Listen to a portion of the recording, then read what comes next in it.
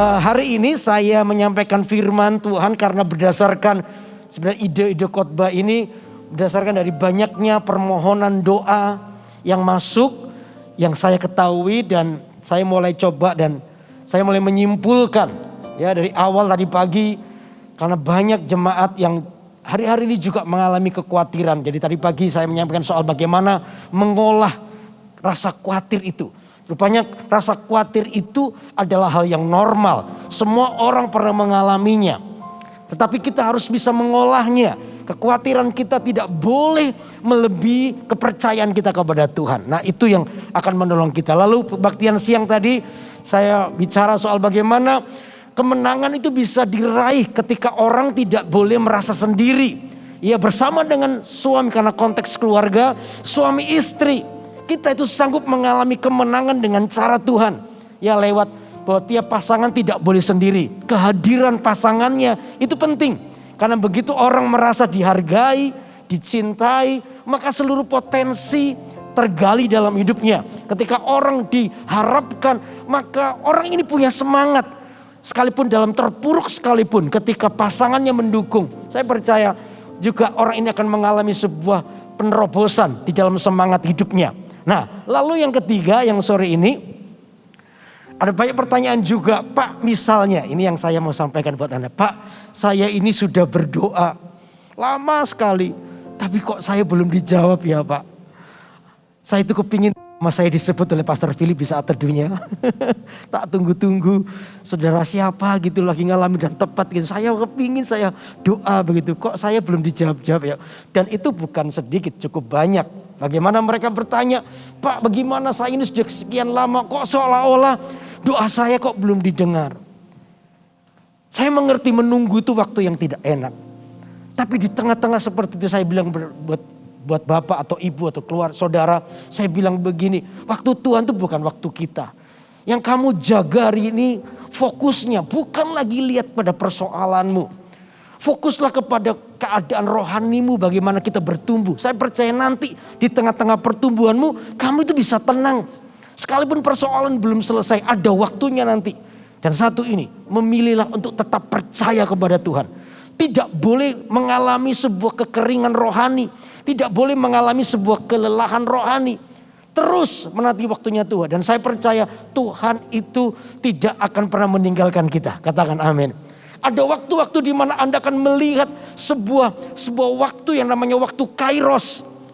Ya Anda sering kali dengar ini. Ada dua waktunya Tuhan. Waktu Kronos dan waktu Kairos. Waktu Kronos adalah waktu yang itu adalah waktunya Tuhan. Tapi mungkin gak terjadi apa-apa. Seperti biasa aja.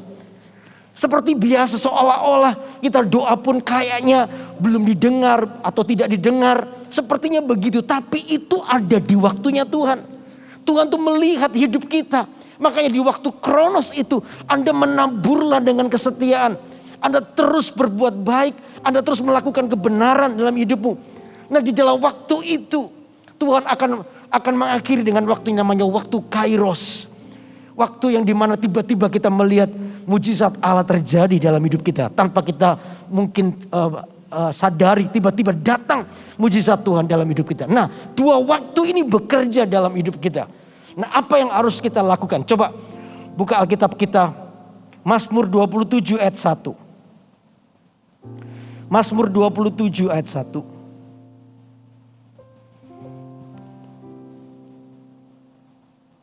1 sampai dengan ketiga ya. Judulnya aman dalam perlindungan Allah. Dari Daud. Tuhan adalah terangku dan keselamatanku. Kepada siapakah aku harus takut? Tuhan adalah benteng hidupku. Terhadap siapakah aku harus gemetar? Ketika penjahat-penjahat menyerang aku untuk memakan dagingku. yakni semua lawanku dan musuhku, mereka sendirilah yang tergelincir jatuh dan jatuh. Sekalipun tentara berkemah mengepung aku, tidak takut hatiku. Sekalipun timbul peperangan melawan aku, dalam hal itu pun aku tetap percaya. Pemazmur Daud ini telah berkata bahwa di tengah-tengah situasi peperangan apapun yang tidak menentu di dalam hidupnya, satu ini yang dia percaya bahwa dia tidak akan pernah takut. Rasa percaya kepada Tuhan tidak boleh tercuri oleh situasi. Dia memutuskan untuk tetap percaya. Sekalipun hari ini seolah-olah doa kita belum didengar. Saudara, bagian kita adalah menunggu waktunya Tuhan. Bagian kita adalah sabar menanti. Nanti lihat ada bagian Tuhan yang kita akan lihat perbuatan Tuhan yang besar buat hidup kita. Nah, yang pertama ini poin 1, bagaimana kita tetap percaya dengan Tuhan. Yang pertama, sikap yang harus dikembangkan adalah menunggu waktunya Tuhan. Menunggu waktu Tuhan ini, tadi saya bilang menunggu itu tidak enak. Menunggu itu kadang-kadang kita ini bisa bosan, bisa mengalami kelelahan, bisa mengalami sebuah kemunduran di dalam niat dan semangat hidup. Awal-awalnya begitu bersemangat, tapi kok nggak datang-datang, ditunggu nggak datang-datang, ditunggu nggak datang-datang, dinanti-nanti nggak datang-datang. Makanya kita terpengaruh, hati kita mulai tidak lagi bersemangat lagi. Kita kehilangan api itu. Nah, ini yang harus kita selalu ingatkan buat hidup kita. Di tengah-tengah waktu yang menunggu itu, apa yang harus kita lakukan? Coba di Yakobus pasal yang kelima. Yakobus pasal yang kelima.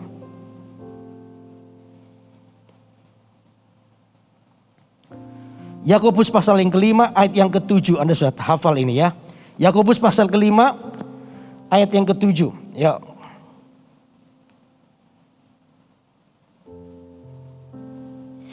Yakobus 5 ayat 7. Karena itu saudara-saudara, bersabarlah sampai kepada kedatangan Tuhan. Sesungguhnya petani menantikan hasil yang berharga dari tanahnya. Dan ia sabar sampai telah turun hujan musim gugur dan hujan musim semi.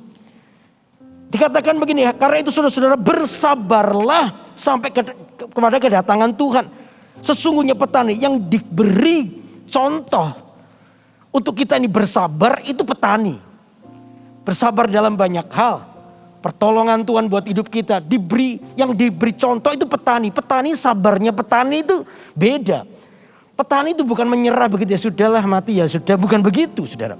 Sabarnya nggak begitu. Nah, di tengah-tengah dia tahu masa panen. Di tengah-tengah dia tahu bahwa ada masa di mana dia akan memanen hasil dari semuanya itu. Tentunya itu ada waktu. Nah, ketika dia sabar, maka dia tidak tinggal diam. Apa yang dilakukan? Dia akan menjaga tanamannya. Itu bagiannya. Dia akan menjaga tanamannya, dia akan menyirami, dia akan mengusir semua hama wereng, hama tikus dan lain sebagainya. Dia akan beri yang terbaik dari hidupnya. Dia tidak lelah menunggu, dia tidak capek menunggu, dia tidak biarkan hasilnya nanti ini tidak baik. Dia tahu nanti ada hasil yang baik, sekalipun belum kelihatan, tapi dia tahu nanti yang terbaik. Sama dengan menunggu waktunya Tuhan, semangat ini yang harus ada. Saya percaya Tuhan pasti tolong kita. Katakan amin. Tuhan pasti tolong kita. Tentunya jawaban doa itu Tuhan tuh punya cara. Ya, kita tuh tidak boleh mengikut Tuhan tuh menyalahgunakan Tuhan. Kapan kita menyalahgunakan Tuhan? Ketika kita itu doa kita itu kita coba drive setir Tuhan dengan keinginan kita. Tuhan tuh harus menuruti keinginan kita. Kadang doa kita itu kita ini sudah punya cara. Tuhan nanti begini ya, kira-kira begini ya, nanti begini ya, nanti begini. Tuhan itu kayak kita atur dengan cara kita. Ya kadang-kadang bisa terjadi seperti itu karena Tuhan tuh baik sama kita. Tapi tidak harus begitu. Tuhan tuh punya cara. Untuk memenuhi keinginan doa kita, Tuhan itu punya cara. Dan cara Tuhan itu tidak harus memenuhi cara kita. Katakan amin. Itu yang penting.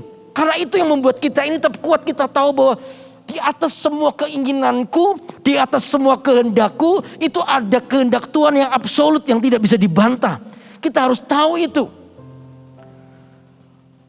Kita harus tahu itu loh Pak, berarti kita gak beriman. Justru kata beriman itu artinya gini.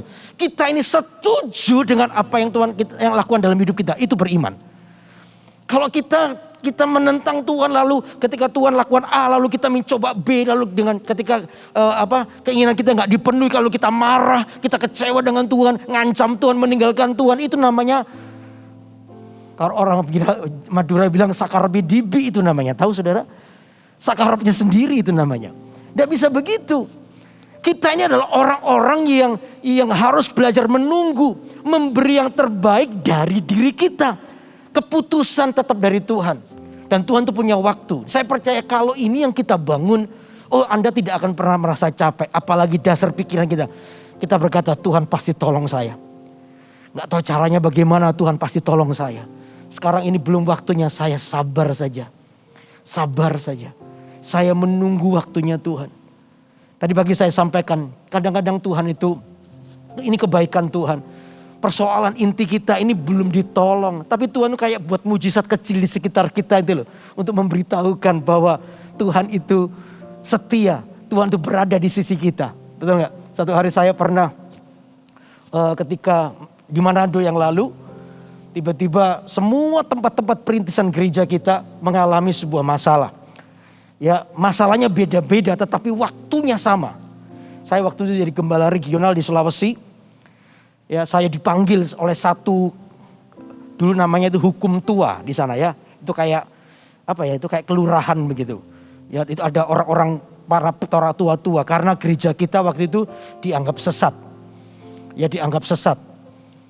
Nah, akhirnya sekretariat kita disegel dan lain sebagainya, tidak boleh dipakai.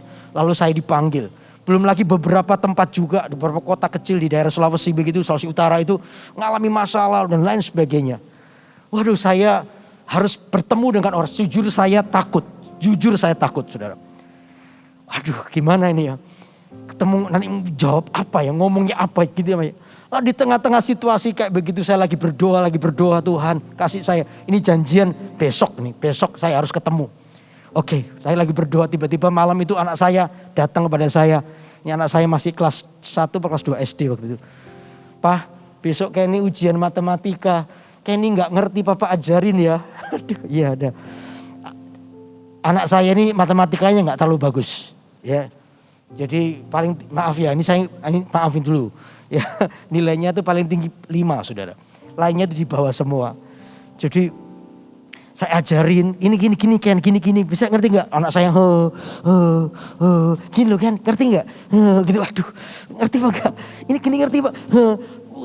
Saya jelasin sampai sedetail mungkin, jawabannya terus saudara. Nggak ngerti, akhirnya saya bikin loh kan, papamu lagi punya persoalan, tak tumpangi tangan ya kamu ya supaya ngerti. Dalam nama Yesus udah belajar ya. Oke, Tuhan berkati ya. Ya, besoknya saya antar anak saya sekolah. Saya sengaja balik ke rumah, saya sudah bilang sama tim, saya nggak ke kantor pagi ini, saya mau persiapan nanti sore mau ke kota itu untuk ketemu sama semuanya. Oke, saya dengan 2 orang. Oke, saya doa saudara, saya doa. Seharian itu saya doa sampai siang hari. Tiba-tiba anak saya pulang. Dia tahu papanya tidak ke kantor. Dia seneng banget. Dia masuk ke kamar, lihat saya lagi berlutut, tiba-tiba dia langsung gendong saya di belakang gitu. Papa di rumah ya, ayo kita main. Sebentar papa doa. Saya tanya, kenapa kamu kok gembira? Tadi ulangannya langsung dibagi pak.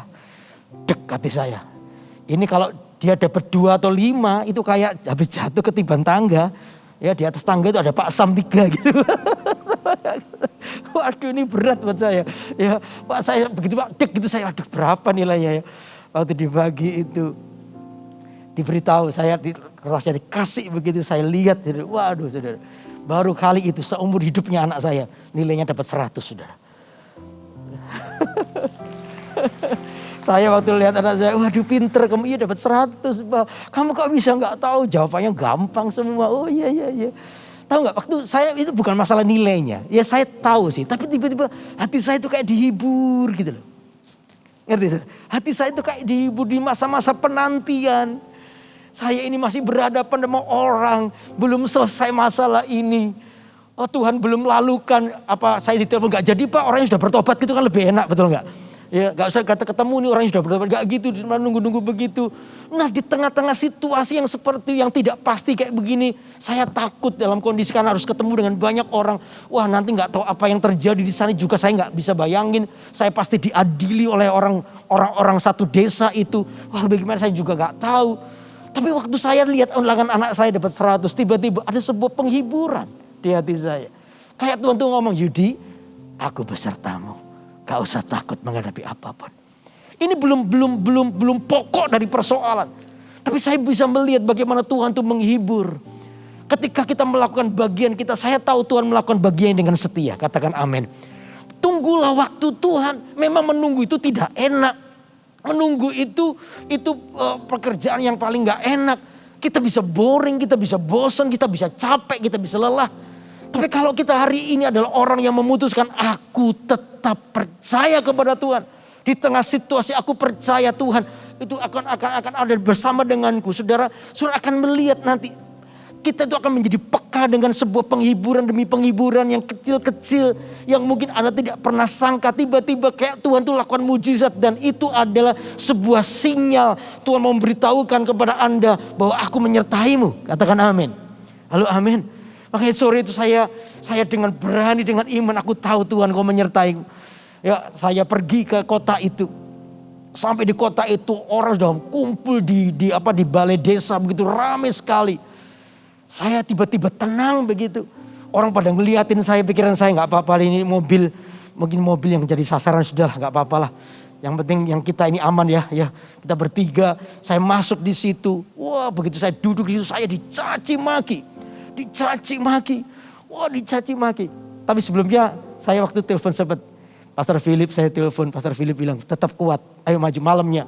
Makanya hari itu lagu ini loh. Ku sembah engkau Allah yang perkasa, itu diciptakan di peristiwa itu.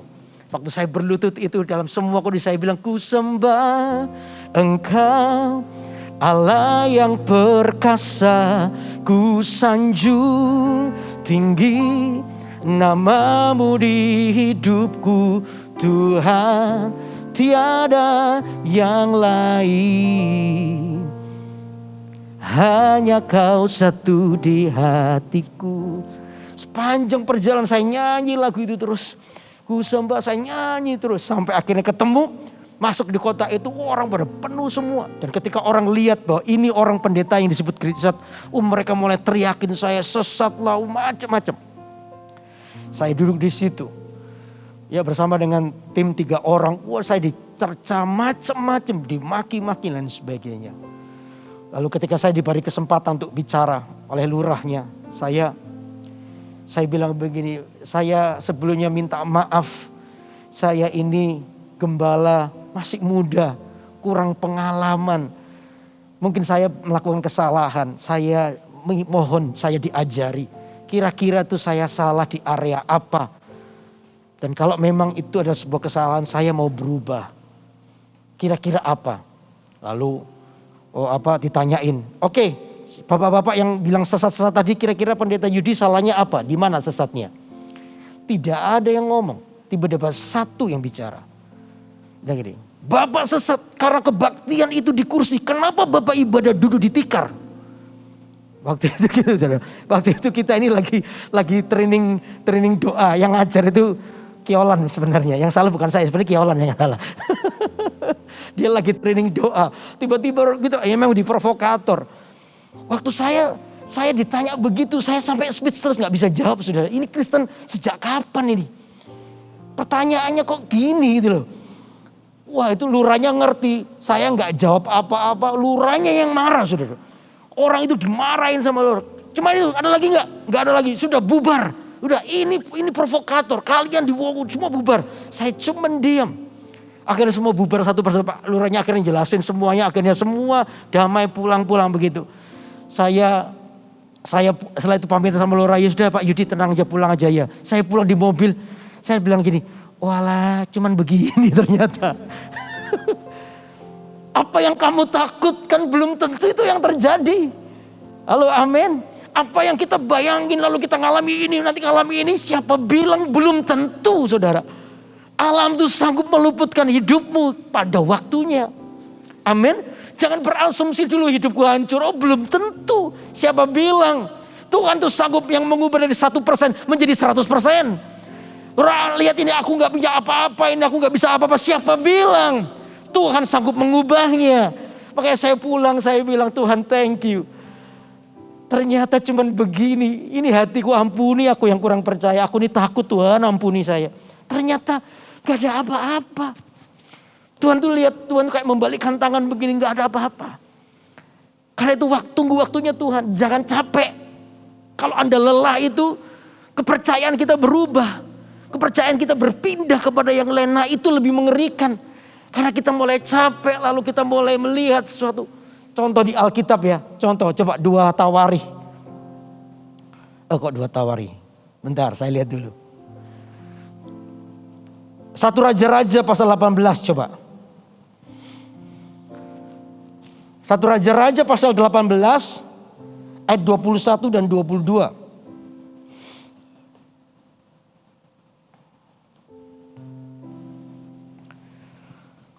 1 Raja-Raja pasal pasal 18, 21 dan 22. Oke, saya bacakan ya. Lalu Elia mendekati seluruh rakyat itu dan berkata, berapa lama lagi kamu berlaku timpang dan bercabang hati? Kalau Tuhan itu Allah, ikutilah dia. Dan kalau Baal, ikutilah dia. Tetapi rakyat itu tidak menjawab sepatah kata pun sampai di sini. Saudara, peristiwa ini adalah ketika orang Israel mulai mencoba menyembah Baal. Karena mereka ini pada waktu itu mereka 3,5 tahun tidak turun hujan. Mengalami sebuah kekeringan. Mungkin mereka sudah berdoa dan lain sebagainya. Mungkin Tuhan belum menjawabnya, 3,5 tahun tidak turun hujan. Akhirnya pada waktu itu ada satu ratu namanya Isabel menawari mereka air, tetapi dengan catatan mereka harus menyembah Baal.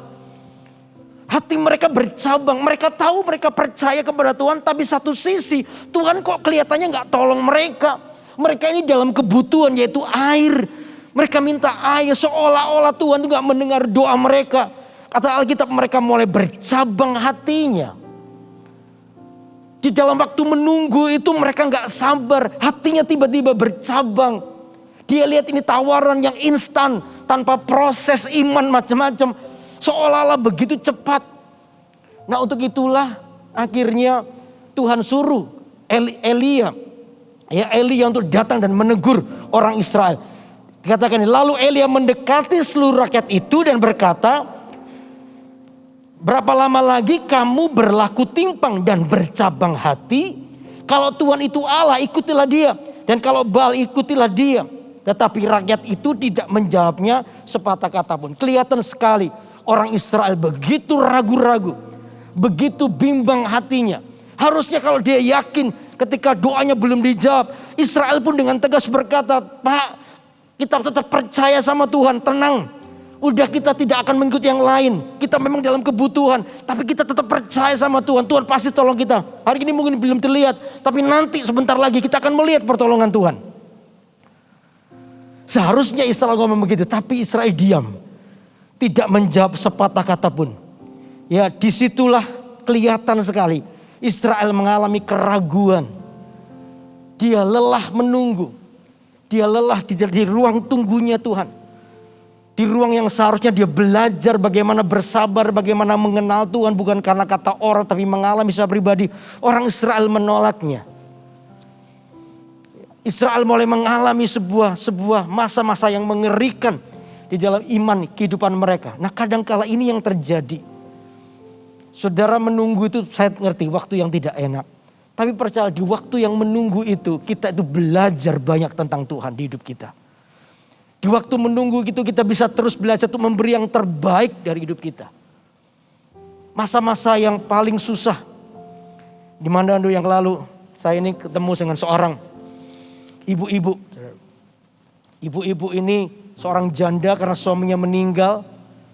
Ya, lalu dia ini punya seorang anak wanita maksudnya. Dia ini pedagang sayur di pasar. Nah, di tengah-tengah semua keterbatasan secara ekonomi, ibu ini terus untuk mau melayani Tuhan. Ya, seharusnya kalau lihat dari kondisinya, karena dia dulu katanya bekas orang kaya katanya. Tapi begitu suaminya meninggal dia jatuh dan betul-betul tinggal dalam kemiskinan. Tapi di tengah situasi yang seperti itu, ibu ini tidak pernah mengomel. Ya, satu hari dia datang kepada saya dan berkata, Pak Yudi, saya ingin melayani Tuhan. Ibu-ibu ini umur 60 sampai 70, saya lupa 60 atau 70 tahun. Tapi karena dia orang Jawa tinggal di Manado, dia pakai kebaya gitu, jari gitu loh. Karena jualan di pasar. Oke, ibu ini, Pak Yudi, saya mau pelayanan. Kira menurut Bapak saya pelayanan apa ya? Saya mikir ini kalau jadi singer juga nggak cocok. Ya, nanti loncat sedikit encok gitu kan. Waduh, ini gimana ya? Ibu, ikut pendoa bisa nggak? Pernah Pak, tapi pendoanya mau Sharon kalau doa lama Pak. Itu berjam-jam, 1 jam pertama saya ngikuti, jam kedua saya ketiduran Pak, saya malu. Waduh, apa ya? Akhirnya saya ingat, oh iya, kita ini waktu mau doa malam. Ya, ada acara doa malam. Saya ini kan kalau di Manado doa malam tuh malam-malam sungguhan. Ya, itu selesai mulai jam 9 sampai jam 12, jam setengah 1 baru selesai. Jadi betul-betul malam. Ya, bukan tengah malam loh, bukan tengah-setengah begitu, nanti malam sungguhan. Jadi akhirnya saya, Bu, gini, Ibu boleh nggak bantu bikinin teh? Bikinin teh. Oh iya Pak, saya bisa. Ya, oke, nanti gereja akan siapin semuanya, Ibu tinggal buatin aja ya buat orang yang ikut doa malam. Oh iya Pak, nggak usah deh Pak, saya siapin semuanya. Loh jangan Ibu, nggak apa-apa Pak. Oh dia beli gelas sendiri, saya sampai aduh, ya sudahlah saya hargai jemaat ini. Akhirnya dia bikin, saudara. Dia datang jam 9, jam 7, setengah 8 sudah datang, dia bikin teh. Ya, dan ibu ini setia. Jemaat mungkin nggak tahu siapa bikin teh ini, tehnya enak diminum aja, jemaat hajar terus saja, saudara. Ya nggak tahu, tanya siapa yang bikin, nggak tahu juga. Ibu ini ya betul-betul dia pulangnya malam sekali, selesai semua minum teh malam, jemaat pulang dia cuci gelasnya, baru dia pulang. Pas kalau ada saya di Manado saya antar, kalau enggak ya dia jalan kaki bersama anak putrinya. Tapi Tuhan tuh lihat, ketika orang ini belajar kasih yang terbaik di tengah-tengah mungkin jawaban doanya belum didengar, saya percaya itu tidak akan pernah dilewati oleh Tuhan. Tuhan pasti memperhatikan hati kita, amin. Sikap hati kita, bagaimana dalam keadaan yang seperti itu. Di mana kita menunggu, Tuhan itu masih menemukan sebuah cinta. Cinta yang bukan karena berkat saja, tapi cinta karena memang pribadi Tuhan yang kita cintai. Satu hari ada peristiwa, ada seorang anak muda yang perutnya sakit. Lalu pemuda ini karena ada teh di situ, dia turun, saudara. Dia turun minum teh. Lalu dia naik lagi untuk doa malam. Ketika doa malam itu perutnya merasa enak karena ada yang hangat masuk begitu. Nah setelah ibadah selesai, pemuda ini kepingin minum teh lagi.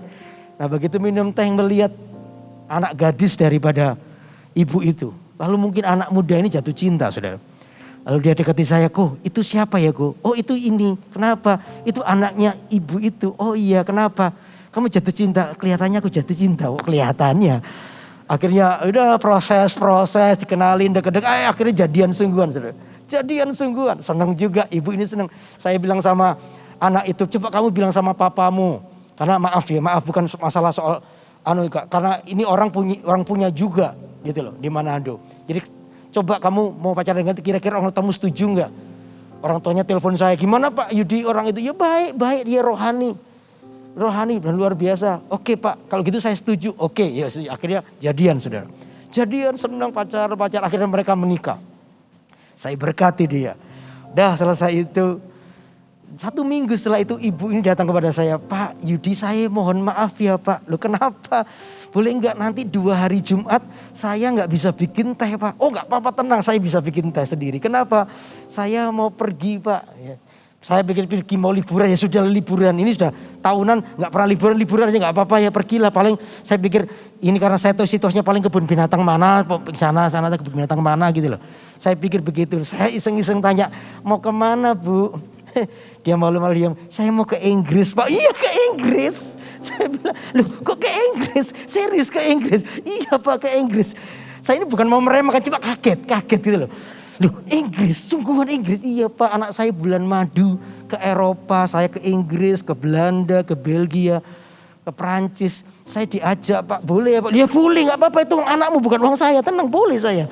Gak apa-apa, pergi aja." "Oh iya, oke, waduh iya. Saya bilang, "Bu pendetamu aja belum pernah ke situ, kamu kok sudah pergi duluan?" "Ini berkat Tuhan." Iya, udah pergi." Saya doakan dia pergi. Saya ketika dilihat begitu, saya senang, saya coba belajar satu ini loh.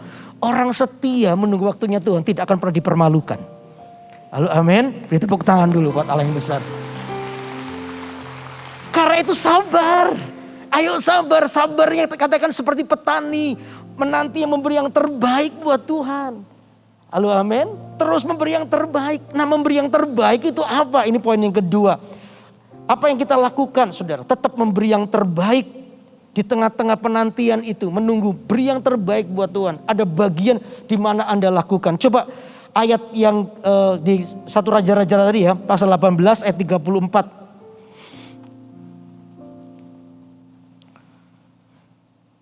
1 Raja-Raja 18 ayat 34 tadi. Ya, oke, saya akan bacakan ya. "Sesudah itu ia berkata, penuhilah 4 buyung dengan air dan tuanglah ke atas korban bakaran. Oh tapi sebelumnya atasnya dulu, coba baca dulu sebentar ya. Ini ada yang penting dulu sebentar. 1 Raja-Raja pasal 18. Oke. 1 Raja-Raja pasal 18 ayat yang kok tiba-tiba hilang. Ayat yang ke-20. Bentar ya. Ayat ke-30 sekarang. Ayat 30 loncat ya. Kata Elia kepada seluruh rakyat itu, datanglah dekat kepadaku. Maka mendekatlah seluruh rakyat itu kepadanya. Iya apa saudara? Lalu ia apa? Ini penting. Lalu ia apa? Memperbaiki mezbah Tuhan yang telah apa? Diruntuhkan itu. Oh ternyata sebelum Elia berdoa minta api turun dari langit, ini yang dibetulkan dulu oleh Elia. Elia tahu kenapa Israel mengalami kebimbangan. Karena apa? Israel membiarkan mezbah itu tetap runtuh. Makanya itu apa yang dilakukan oleh Elia itu. Elia membangun kembali mezbah yang runtuh itu. Bicara soal hubungan pribadi kita dengan Tuhan, mezbah hidup kita jangan sampai runtuh. Makanya tadi siang saya berkata pada jemaat yang siang, saya bilang kalau hari ini Anda konflik dengan suamimu atau istrimu, kok belum selesai, hari ini kok kekhawatiranku begitu luar biasa. Jangan-jangan kita biarkan mezbah kita ini runtuh. Mezbah itu runtuh. Jangan biarkan itu. Makanya Elia memperbaiki itu. Lalu yang kedua apa? Perhatikan baik-baik. Kemudian ayat 31, Elia mengambil 12 batu menurut jumlah suku keturunan Yakub. Kepada Yakub ini telah datang firman Tuhan, engkau akan bernama Israel, yang mendirikan batu-batu itu menjadi mezbah demi nama Tuhan, dan membuat satu parit sekeliling mezbah itu, dan yang dapat memuat 2 sukat benih. Ia menyusun kayu api, memotong lembu itu, dan menaruh potongan-potongannya di atas kayu api itu. Sesudah itu ia berkata, penuhilah 4 buyung dengan air, dan tuangkan ke atas korban bakaran dan ke atas kayu api itu. Kemudian katanya, buatlah begitu untuk kedua kalinya. Dan mereka berbuat begitu untuk kedua kalinya. Kemudian katanya, buatlah begitu untuk ketiga kalinya. Dan mereka berbuat begitu untuk ketiga kalinya. Sehingga air mengalir sekeliling mezbah itu. Bahkan parit itu pun penuh dengan air. Elia membangun mezbah yang runtuh itu, lalu menggali parit ya di sekeliling mezbah itu. Lalu menaruh potongan-potongan lembu di atas kayu-kayu yang sudah ditumpuk itu. Ya, lalu setelah itu Elia memerintahkan, sekarang ambil air 4 buyung. Saudara, mereka itu 3,5 tahun tidak hujan. Dari semua rangkaian persembahan itu bagi mereka, orang Israel yang paling penting adalah airnya itu tadi. Tapi justru air itu dipersembahkan, diminta oleh Tuhan, oleh Elia untuk dipersembahkan di mezbah. Siramin 4 buyung. Wih, mungkin orang Israel protes, Elia kamu itu ngawur ya. Ini air mandi kita. Kita lo nggak ada air ini aja, bau kita di balapan sama onta, kok apalagi nggak mandi. Wah, itu tambah luar biasa ini. Elia bilang siramkan itu. Pas mereka nurut, siram. Yang pikir selesai, no, buat lagi yang kedua. Aduh, Elia kamu lebih gila lagi. Ini air minum, air untuk masak kita nggak masak, taruh. Akhirnya mereka taruh. Yang ketiga, Elia bilang sekali lagi, 4 buyung lagi. Aduh Elia kamu semakin stres ini. Ini air minum kita nggak minum, taruh situ. Ketika mereka melakukannya, air yang seharusnya menjadi bagian yang terbaik buat hidup mereka persembahkan kepada Tuhan. Makanya prinsipnya adalah ini. Situasi keadaan apapun dalam hidupmu, tetap satu prinsip ini. Yang terbaik itu milik Tuhan. Yang terbaik tetap milik Tuhan. Saya ngomong ini bukan bicara soal keuangan saja, bukan itu. Bukan hanya itu saja maksudnya. Tapi di tengah-tengah situasi Anda, ketika Anda merasa dirugikan, ketika Anda merasa disakiti, apa yang terbaik yang perlu kita berikan? Apa itu? Pengampunan. Anda hidup dalam kebenaran, di tengah-tengah Anda menunggu itu, Anda tetap memberi yang terbaik, Anda tidak terpancing untuk membalas kejahatan orang lain. Anda tidak terpancing untuk melakukan kesalahan. Anda tidak terpancing untuk mungkin membalas semua yang orang lain lakukan dalam hidup Anda. Sekalipun Anda punya kesempatan dan Anda mungkin punya kekuatan, tapi Anda tidak memilih untuk melakukannya. Tapi lebih berkata, Tuhan, aku melepaskan pengampunan. Aku mau sungguh-sungguh mendekat kepada Tuhan. Sekalipun hari ini aku gak ngerti seperti hewan yang dungu aku di dekatmu. Tapi aku ingin terus di dekat Tuhan. Aku tidak mau jauh daripada Tuhan. Memberi yang terbaik. Dan ketika air itu ditaruh di situ, Anda tahu apa yang terjadi. Saudara, apa yang terjadi? Ya, ayat yang ke-40. Ayat yang ke-38. Coba lihat. Lalu turunlah api Tuhan menyambar habis korban bakaran, kayu api, batu dan tanah itu. Bahkan air yang dalam parit itu habis dijilatnya. Ketika seluruh rakyat melihat kejadian itu, sujudlah mereka serta berkata, Tuhan dialah Allah, Tuhan dialah Allah. Sekali lagi Tuhan melakukan keajaiban. Di tengah-tengah mereka mulai belajar memberi yang terbaik buat Tuhan. Mereka serahkan air itu. Tiba-tiba dikata Alkitab, maka turunlah api itu menjilat semua korban itu, bahkan dikatakan air yang ada di parit. Ini bicara soal sesuatu yang tidak mungkin. Namanya bagaimanapun juga air dan api itu tetap menang air seharusnya. Kalau dalam timbangan yang sama ya, air tetap menang. Tapi kalau dijilat itu berarti air itu bisa tiba-tiba habis oleh karena api-api itu gak pernah padam. Sesuatu yang mungkin tidak masuk di akal kita. Seharusnya api disiram oleh air dan padam. Tapi ini enggak, justru apinya yang menjilat air. Sesuatu yang enggak kita duga, tidak masuk dalam pikiran. Tuhan tuh lakukan buat hidup kita. Amin. Saya percaya Tuhan itu suka melakukan sesuatu yang ajaib di hidup kita. Apa yang tidak pernah kita harapkan, tidak kita tahu. Tiba-tiba justru itu yang Tuhan lakukan. Wow. Saya ketemu dengan banyak kesaksian. Bagaimana orang di luar dugaan. Oh, begitu ajaib. Kok bisa? Kok bisa? Orang-orang yang ikut-ikut saat teduh, bagaimana mereka tiba-tiba namanya disebut dan persis mereka juga tanya, kok bisa ya Pak? Dan itu persis tepat. Saya percaya Tuhan mengasihinya. Saya bilang Tuhan mengasihimu, Tuhan mendengar doamu. Bahkan jumlah rambutmu Tuhan pun tahu. Cuma masalahnya Tuhan tuh punya waktu. Nah waktu itu kita mesti sabar. Saya percaya waktu Tuhan akan datang dan kita akan melihat kemuliaan Tuhan. Beri tepuk tangan buat Allah yang besar. Kalau Anda baca terakhir waktu itu, dengan segera maka turunlah hujan yang sangat lebat. Ayat 45 ya. Dikatakan begini. Maka dalam sekejap mata langit menjadi kelam oleh awan badai. Lalu turunlah hujan yang lebat. Sampai di sini. Dalam sekejap mata hujan turun dengan lebat. Mereka menabur dengan hati mereka 4 buyung kali 3 kali. Tiba-tiba Tuhan mengganti dengan badai hidup. Oh, bukankah Allah itu baik buat hidup kita?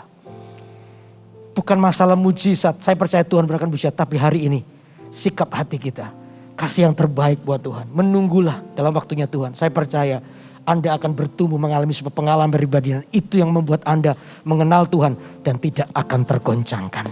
Beri tepuk tangan buat Allah kita.